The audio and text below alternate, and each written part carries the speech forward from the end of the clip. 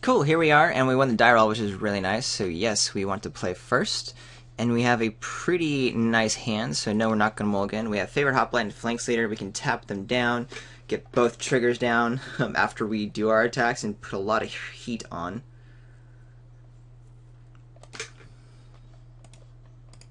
And if we draw a swamp, we have our asphyxiate up to keep bashing through. We'll see just how fast my opponent is.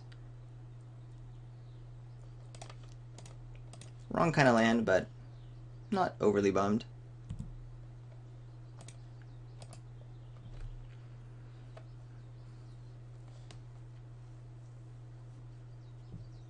So the question is, do I really want to waste my glimpse? I want to use it more as a trick than anything else. So I'm fine just to not... I mean, it would be 1, 2, 3, 4... I mean, it'd be 5 damage on turn 3, which is pretty cool, and we get the scry. But I could do this blown out with like a Voyage's End, so they don't have follow-up plays to continue the pressure. I'm just going to go ahead and wait.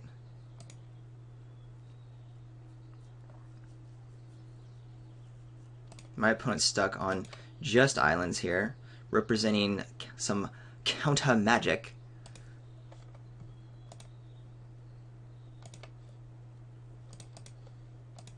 I guess I'm okay just doing 2 a turn if my opponent's kind of stuck.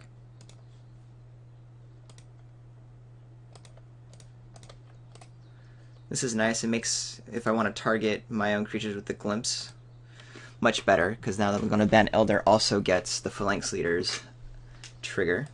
Opponent's still stuck on blue. Continue to let us do well.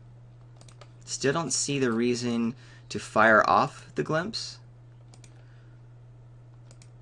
since we are doing enough damage against my opponent that it shouldn't be a huge deal. And with, now that we have Asphyxiate up, when my opponent either gets to a high enough mana base or, yeah, Deepwater Hypnotist. Don't entirely care about that.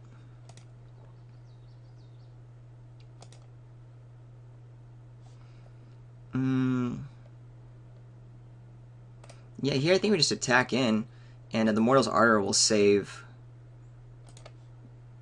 anything that we need it to save, and we can have the glimpse back up.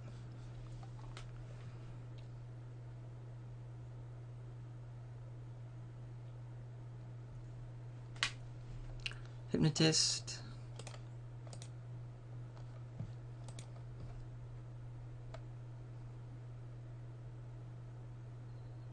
Voyage's End, that's fine. We still get our trigger off of the Phalanx Leader. We get to replay our Phalanx Leader.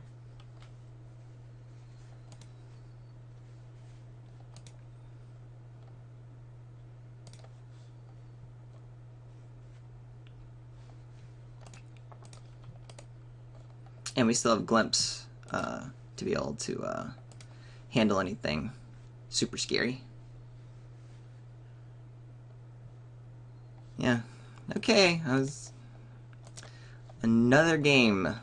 Not with skill, but with variance.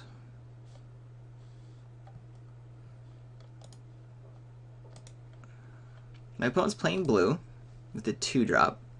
Probably aggressive, because my opponent was done last game as well, so I'm assuming it's not the control version, which means I think I also want to be pretty aggressive. So maybe we do another one of these, but this time we are going to be on the play, so maybe the Disciple of Phoenix is a decent card.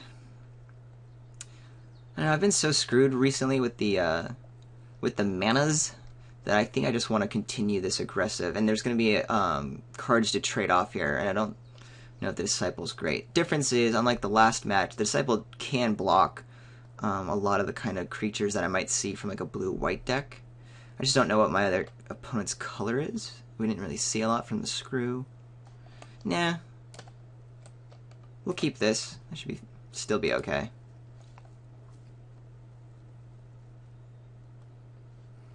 Though there's no creatures, we have Asphyxiates galore and mana to cast it, so I'm not gonna mulligan. Ideally, this will just take out anything super scary early on. Ooh, and then we do draw a creature. That's always nice.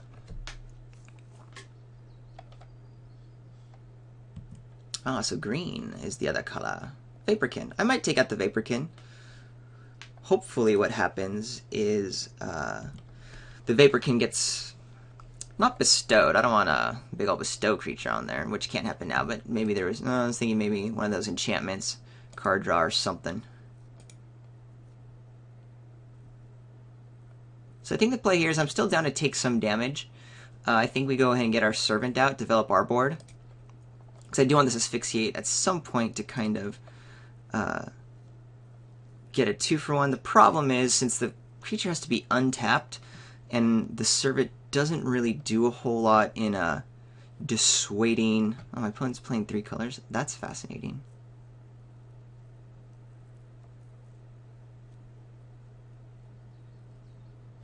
Yeah, let's just go ahead and Asphyxiate. I think we're going to go late game here. Since we have the second Asphyxiate, I'm cool with it. We're going to have to deal with this Vaporkin at some point, but I think we'll be able to be fine as we put more pressure on the board.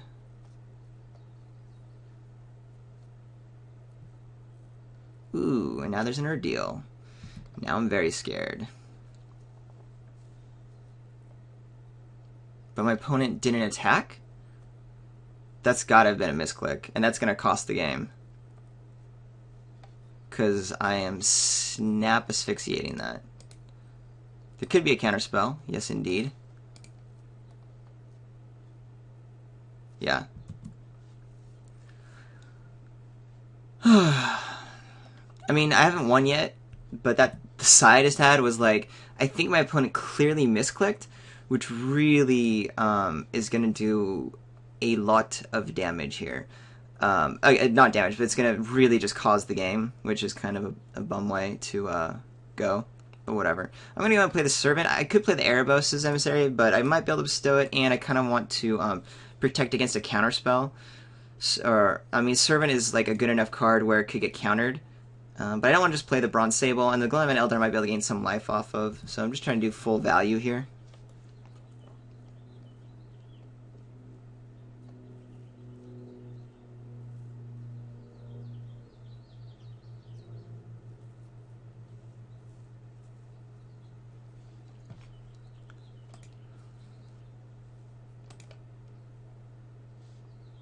Yeah, was my opponent playing around? No, because I only had 3 mana out. It's not like I had a...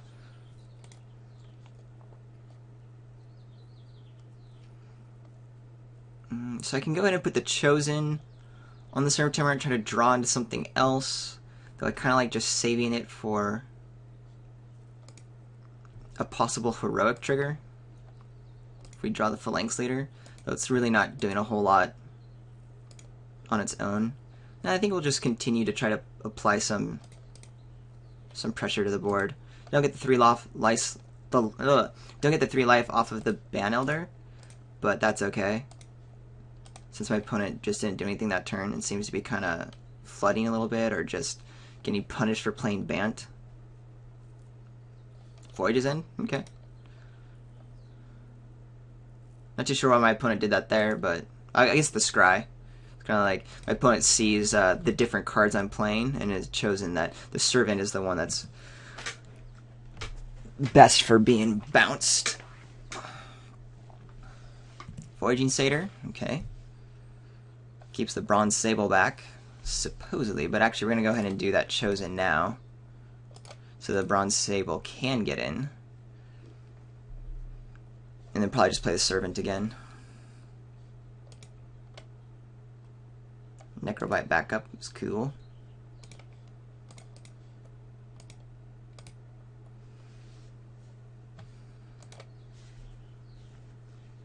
Alright, so I think my opponent wasn't able to bounce back from that misclick quick enough, because now we're going to be pretty well online and in the driver's seat. Though there are certainly very powerful cards that could easily make me eat my words. What am I most scared of? Common route would probably be like a Nessian Asp. Definitely not a Stratus Walk. I assume that is my opponent wanting to draw into something relevant.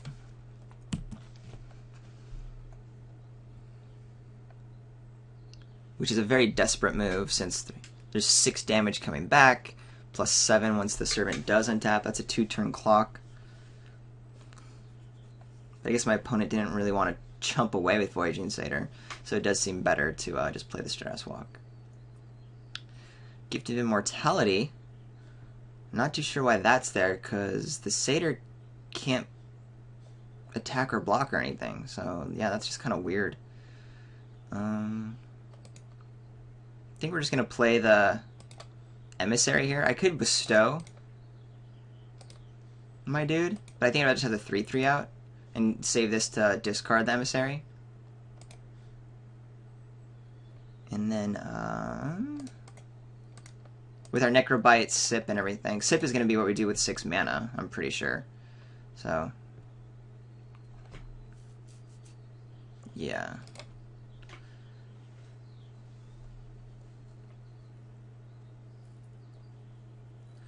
Retraction Helix. Who you bouncing?